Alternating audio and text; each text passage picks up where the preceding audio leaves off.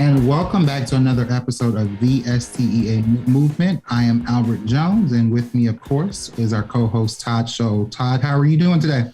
I'm doing really well. I had a very productive day. It's some of those days that you have where you feel like you're walking through sand, and then there's other days where you just get traction and get a lot done. And I feel like this week's just been a week of traction after about a week or two of feeling like I was walking through mud. So I love that. Yeah, and I'm kind of the same way too. I came back from out of town for the long weekend. Then I came back and the ball has been really rolling. I did a couple of school site visits, got to have some conversations with some college students. Shout out to Newberry College and Richland Northeast High School. I've had the opportunity to be at both of those institutions lately. So it's been a really good opportunity to kind of connect some of our educators across the state and just hearing their stories. It's been great. Awesome. So with us, we have Dr. Tia Jones, and we're going to jump right on in. And so she began her educational career as an instructional assistant in Richland School District Two, where she taught kindergarten and second grade. During that time, her passion for education grew. Each day she spent teaching her class, her efforts were highly noticed as she was selected as the 2006-2007 Teacher of the Year and soon became a national board certified teacher. Dr. Jones has now devoted 23 years to education, and she's not done yet. Dr. Jones not only motivates her students to strive for success, but she motivates herself to further her own education.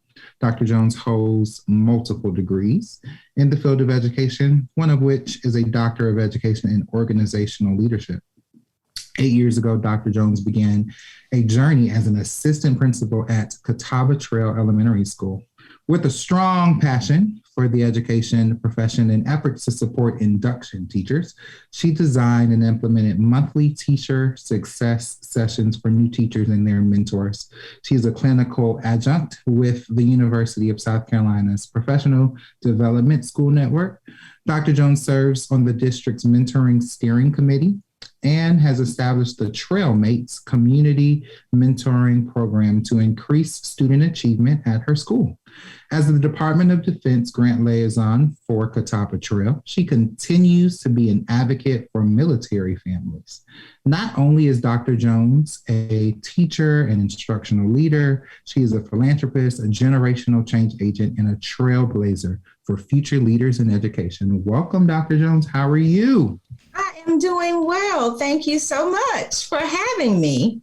Awesome. We are excited to have you here to have that conversation with you about education. As we can see from your bio, there's a lot of a wealth of knowledge and a lot of experience with those over 23 years. Oh, yes. It's definitely been a journey, and I have loved every ride. I love it. So one of the things that I noticed from kind of reading your bio and hearing your story is you kind of have that almost untraditional route into education. It says that you started off as an instructional assistant. Could we hear a little bit more about that experience and how you just ended up here in the role that you are? That's really an interesting journey. Well, I will tell you, people that come into your life, I always say there's people for an appointed time, an appointed season, and a reason. I got married at 18. I had 4 children. At the time, I had 3. I started my journey right after high school at the University of South Carolina, majoring in journalism. And at that time, I think by my second child, I had to stop and just work. I couldn't go to school and work at the same time. And I started working as a teaching assistant or instructional assistant in Richland School District Two, working with special needs students. And while I was doing that, I also had the task of helping in the kindergarten classroom. And then eventually I taught Spanish for 2 years as a teaching assistant. Back then, this is like in the late 90s, you would just press play on a video and it would be a Muzzy movie speaking Spanish. Well, I didn't like that. I wanted the students to have a cultural experience even then. But again, I didn't have my degree. But the administrator, the principal saw something in me. They were like, we're going to give you a classroom. Let's go for it. And you make it whatever you want to make it. So I had opportunity to work with the students. We compared, the Italian language to the Spanish language. We visited various countries and really learned more than the national language in each country. And that was a great experience for the students, but also for myself. And in that process, I had a principal who, again, saw something in me and said, you need to go back to school. You need to go back to be a teacher. And I loved it. And she not only said, go back to school, she said, I'm going to put you in touch with this person. And this person went through a program where she attended school at night and was still able to work. So there was a paraprofessional program actually at South Carolina State University where the professors actually came to Columbia. So we met at AC Flora High School at night. And so I was able to work during the day and go to school at night. And I was able to get my teaching degree, even with my family. And so in saying that, I started actually teaching probably around 2003. And I taught second grade and loved it. Didn't think anything was better than second grade. And then I started teaching kindergarten and those little ones. And I fell in love all over again. And I really thought I was going to go kicking and screaming out of the classroom because I am one of those, like, I gotta be with my babies, but that's where my journey began. And it's grown since, of course, being able to now be an assistant principal at an elementary school. Again, another passion allows me to broaden my horizon, and I always look at my school itself as the classroom, and I look at the teachers and students there as my students. So that's, what I see as my own classroom space. Awesome. That's a really incredible journey. And now that you're in this leadership position, my question for you is, one of the keys, I think, in teacher retention is having really good supportive leaders at the school level. I think if you get consistently great leadership, you're going to you get more consistency in terms of teacher retention. I know it's tricky going from being a teacher to an administrator. Can you talk about what that was like, that transition from the classroom to the front office, and also maybe what some of your advice would be for other school leaders, since you are clearly one of the best, designated so this year. What is some of the advice you'd give to other school leaders in terms of how they can best support educators to keep them in the profession? Okay, well, I can say that, making that transition from the classroom and going to administration, it was an eye-opener for me, because you only know your four walls. You only know your students that you teach every year. And so for me, and other people would think this as well, but I thought everyone taught like me, like what I did, everybody did. It was the norm, like this, what do you mean? And so the eye-opener was everybody's different. Everybody has their own teaching style. Even though you may think this is how it's supposed to be, there are, a whole lot of other things that comes into play.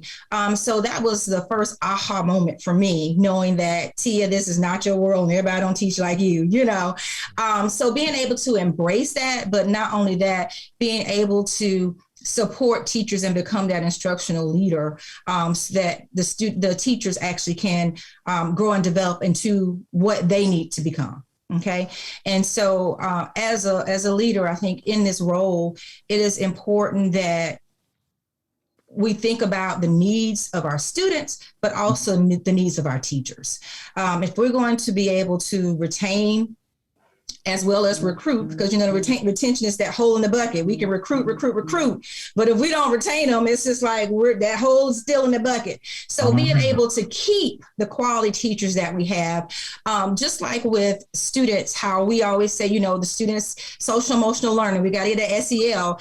We need that for our teachers. That's I call it social emotional living when I think about my teachers, because they have the need to be nurtured, to be cared for, to know that they are respected. They may not hear that or see that or feel that anywhere else, but when they come through those doors to get up in the morning to come to work, they should know this is why I get up in the morning, and I am happy to come through those doors. Just like the kids come running the building, I want my teachers to come running to school to say, I am ready for another day, because they know that I not only got their back, that they are going to be supported.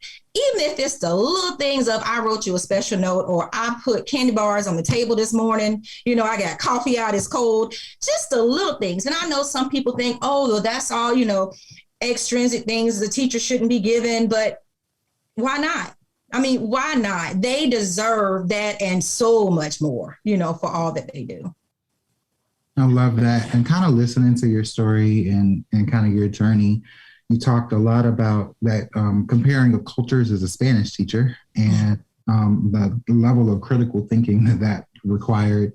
Then you talked about teaching and pedagogy and instructional styles and kind of how those things all tie in together. And kind of what comes to mind thinking about what I read in paper and experience by having conversations with educators is the real censorship or the real struggles that some educators are dealing with when it comes to bringing in cultures and diversity and understanding education as a global sense in the public in the global sense. Yes. What would you say to those educators out there that are struggling with that, having some of those conversations where you bring in African culture or you bring in other cultures of different identities and different marginalized communities? What would you say to those educators? Because it seems as if you did some of that in your Spanish classroom. Absolutely. And guys, it is that important. I mean, we cannot shield or shelter our children from learning new things and having these experiences. Because when you look at our students in our classroom, in our school, I mean, we have different cultures and diversity right there. There's so much to learn from. And someone can live, down the road in another county. There's so much to learn just from that experience. So we should not limit our students and say that we want them to have this global education or become global citizens in a world where we are boxing them in. That can't be. So we definitely have to think as educators, in what ways might we, and what can we do to make our voice heard so that people will know, like, this is what needs to be taught. Yeah. Yeah, I agree 100%. This is the time of year as we head into the spring where the state legislature starts to make some decisions about next year's budget and starts looking at different bills and so forth. And I know that you don't want to get super political, but if you do, feel free, please. But I know that in your position, it's kind of, you got to be careful with that. But I was wondering if you could go to the State House and just say, here's what we need. Here are some things that we need. What would be some of the top 3 or 4 things that you would say you need and your teachers need that you're seeing since you're on the front lines? And sometimes there's that disconnect between the State House and the schoolhouse. So bridging that gap, what would you communicate to them in terms of needs? I definitely think even going in with lawmakers, making decisions, being able to have, having educators to have that voice prior to any bills going forward, anything going to legislators, say, hey, let's make this into a law, but who else have you spoken with? I mean, it needs to be more than 1 or 2 people. You need to know the impact of this one bill and how many it's going to impact. So being able to listen, I would love for them to listen to the voice of other educators and not just a handful, but being able to actually get a full picture of why we do what we do, and then explain why you think this may need to happen. And then also looking at people, okay, well, teachers are already getting paid, we just had a pay raise and it's not just about the money, but teachers are not, we could use some more money, or teachers definitely can always use more money when you look at what teachers do in the teaching profession, as well as what other professions are doing. Because when teachers are leaving the profession, they're leaving and they're going somewhere else to make more money. I mean, there are restaurants that teachers actually could go to and be a manager and make more than what they're making in the classroom, impacting lives. So we got to look at that. I mean, we have to look at that across the board and not just through a narrow lens. So that's one thing. And then also being able to provide any other additional resources where you are supporting the teachers. Of course, you support them through the listening to their voice. You're supporting them financially. You're supporting them with the laws that we carry out and make. So even when we look at the assessments or even evaluation instruments, being able to have that feedback, but also being able to say, okay, enough is enough. Like, are we going to teach or are we going to do more of assessing? So being able to have that balance, and again, being able to have those talking points to say, we need to pump the brakes, let's go back and revisit this so we can see what's really working and what's not working. So those are just a few of the things that I can share. I love that. And so one of the things that, like, kind of hearing you speak about that, it really triggered my brain into really, my personal story is that I've served at Ruby Tuesdays and IHOP, and I've worked at Staples, and I've worked at Walmart, and I have had many a job as an educator in South Carolina. Mm-hmm. The things that I have, but I also. And this is you talking about. You had a second job, right? Yes, or second or a third. See, and that was me too. I had 2 and 3. Go ahead, yes, sir. Yes, ma'am. So I think about that, but I also served at my school. I was a mentor. I was a counselor. I was a daddy. I was a hey, let's go watch them pick them pits. You smelling a little funny today, but we love you anyhow. Mm-hmm. So I would love for you to kind of put it on the record, like what, besides that instruction and pedagogy and learning, what are, not even just teachers, because your custodians, your bus drivers, mm-hmm. your secretaries, your school nurse, mm-hmm. Cafeteria personnel, what do those education employees do that isn't really given enough credit, or they don't know that you don't know? Exactly. And even, again, coming from my start as a teaching assistant, being able to see the work that's done behind the scenes, parents, community members, they don't see the work that goes in of working with students one-on-one, of being able to have those discussions with students when they are disagreeing and they don't know how to figure things out, how to problem solve. Let's teach them how to do that. Students that may need help figuring out, how do I do my hair? My parents are sick. Nobody's able to do it. I don't know how to make friends. I don't know. It's just so much that goes into education as a whole. And it truly takes a village. It truly takes a village from the cafeteria staff. And a lot of us, of course, everybody's been feeling it during the pandemic when people are out and we're already wearing different hats. But being able to put a hat on top of a hat, when you're at the school. So, I mean, I might be in the cafeteria because we're down 2 people, but the kids got to eat. So it's like, put on my gloves. What do I need to do? So everyone jumps in. I have custodians at my school. They have done everything but teach a class. And I probably came this close to put them in the classroom. But they have literally, from delivering lunches to making sure, like helping to go pick up deliveries, anything that we needed, our custodian staff have been like, what do you need? How can I help? And that is any and every one of my staff members. But that it takes a team. And that's exactly what we've been during this time and prior to this time. But you have to build those relationships. You have to have that climate and culture at your school in order to establish those relationships where you can tap someone and say, hey, I really need your help. And they're going to be like, what can I do versus, oh, not you again, Dr. Jones, because, in my mind, I feel like that, but they never give me that. But it's just so much that goes into keeping students safe as well as educating students. Yeah. When I've been in buildings this year, I think this is such a challenge since COVID started to build a real positive climate and culture. I'm not saying it's impossible. It's just, it feels like it's an uphill battle to try to build the type of positive climate and culture that you really want.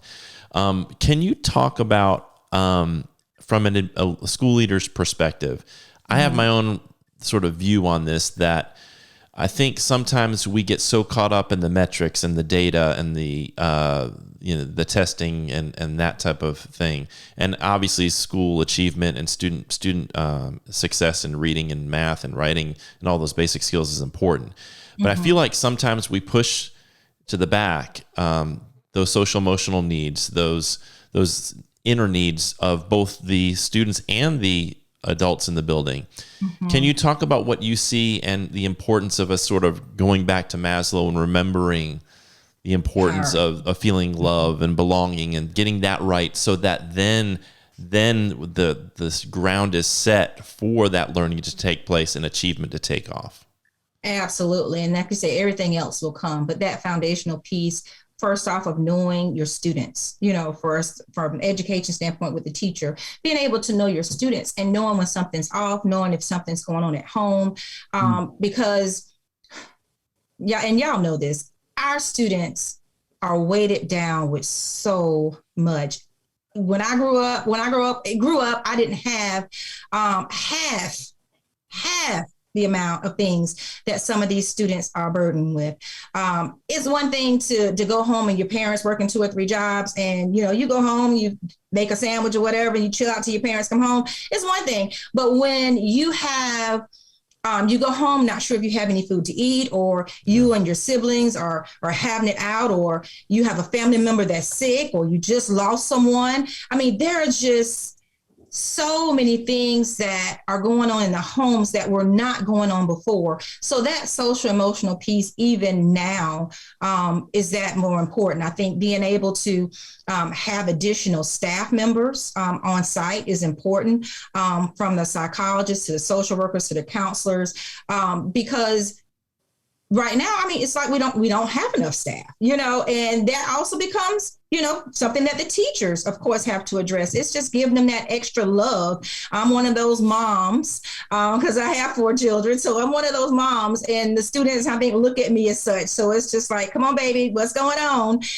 But being able to actually listen to them, even, if it's a discipline issue, in my role, I handle discipline, and discipline is just teaching. That's what it means to teach. And so they also need to know, baby, you're not necessarily in trouble, but I need to know how I can help you fix this, and it could go back to the backstory of, this is how I got out of bed this morning, or, I didn't get any sleep because we were, at grandma's house and we didn't get home to 1 this morning and I didn't do my homework. So all of it spirals, but it takes you to get there to help them from where they are now and then moving them forward. So again, you have to have that nurturing piece. You have to get to know your students on that level. It's not come to school, sit in class, learn, go home. No, there's so much more in between. And it starts with each individual student. And when one teacher has 20, 25 students, even that, it can have a toll, because the teacher is coming to school to teach, but the teacher 9 times out of 10 have their own family. So when you look at what the teacher needs, because they not only have their own things that they have to take care of with their families, now they're taking on their students, because little Johnny, this has happened with little Johnny, and then I have to find out about DSS, or I have to find out, about make sure they have enough food. I got to get with the social worker. So there are so many things that the teacher is processing about each individual student, let alone their own family. And y'all know that it's hard to separate, okay, I'm home now, I can't think about it. As an educator, it doesn't work that way. It happens. You got all 20 of your babies at home with you, in your mind, in your bag, they're yours. For the entire year, they are yours. And so their well-being is important. And again, you can't meet them where they are until you know who they are. And so when you know them and you're able to work with them, then you're able to teach them. And once the children know that you got their back, they're going to learn. And the same for teachers and administrators. Once the teachers know that their administrators got their back, they're going to do it. Just like, so a happy wife, happy life. All right. You have a happy teacher, you got a happy school, right? Yeah. All right. Yes, I appreciate that. Kind of hearing your story and the passion you have for education has been really encouraging. And I really think about how here at the SCEA, some of our core values and core beliefs is like that power of children, and in tandem with that, the power of public education. And so from that, a lot of times we're hearing a lot of negative talk about public education, a lot of negative talk about it. It's failing, or it's not doing what it's supposed to do, or the achievement, or look at the test scores, or look at this turnout, or the discipline, or the referrals, or the da-da-da. So it's like you get a lot of that, and it weighs our education employees down. It weighs our administrators down. It weighs a lot your communities. What would you say to that? I'm a strong believer that public schools saved my life. So what would you say to the child, to the family, to the educator, to the ESP education support professional, or to your legislators, to the governor, to anyone about public education? What would you say about that? I'm like you. Public education definitely saved my life. Education, my life would be so much different if I did not have the education that I have, and having people in my life through public education to be able to push me. So that's one of the reasons that I am a big advocate of public education. And there are so many children that need public education, because other than this, where would they be? I mean, we would be failing them, you know? And so, and that includes public dollars going to public education and making sure that that stays that way. Because when you take money away, what are we saying to our students? We don't care about you? Are we saying that you're less than? Are you saying that we have these resources, but we don't want to give them to you? I mean, what exactly are you saying to our students when you say you don't want to fund public education? So public education, again, is that it's open to everyone. There are no limits. There are no, we are going to take you, but we're not going to take you. Or if you provide your own transportation, then you can, public education, we have it. So there are no exclusions with public education. And in my personal opinion, it's just with public dollars should fund public education when it's earmarked for that. And that's what it should be earmarked for. But I definitely think that, again, it made a difference in my life, all four of my children's lives. As well. I mean, without that, we wouldn't have that foundation to be able to, you know, to go on to school. I never imagined myself having a doctorate degree. Now, I mean, really, like, no, me? I got 4 kids. You know, how is that going to happen? But I wanted my children to see me and be able to see that they can do more and aspire to do more. And not only my personal children, but my children in the school, or any student that knows me, to say, if I did it, you can do it. There are no excuses. Don't make excuses. Just show me action. Find a way around it. You can do it. And so that is one of the things that I definitely want people to be able to take away, to say anything that you put your mind to doing, you can do. But education, that's the key to doing it. Awesome. Well, thank you so much for your time tonight, Tia. We've, you know, it's really inspirational. I think your leadership it's a model for other folks, and hopefully, you know, the care and the fact that you listen to the educators in your building, and that you're encouraging other people to listen to educators. That's really what we're trying to do here at the SCEA is listen to them. And I think if they feel not only heard, but that their ideas are going to be put into effect, that they're not just being heard just to sort of quiet them down. Yes, tell us what you want, tell us what you need, and then we're going to do something else completely. I think really listening to them and taking their words and putting them into action, and your leadership is just is wonderful. So thank you for everything you're doing in your neck of the woods, and for inspiring other people, inspiring educators, inspiring the students in your building. Thank you for your time tonight. All right. Well, thank you guys for having me. I greatly appreciate it. All right. So that is Tia Jones, ladies and gentlemen. Thank you for tuning into the Movement Podcast. Albert, any final thoughts before we head out? Thank you so much for being with us today, Dr. Jones. And on the behalf of the SCEA, congratulations on being awarded that South Carolina Assistant Principal of the Year. Yeah, congratulations. All right, thanks so much for tuning in. We would love to have you as a part of our movement at the SCEA. There's no better way to be heard than to join our association and join with us to have a collective voice in trying to create the type of schools that our educators and their students deserve. So head on over to jointhescea.org. That's jointhescea.org, and become a part of our movement. Thanks again to Albert. Tia, have a wonderful night, and thanks for tuning in.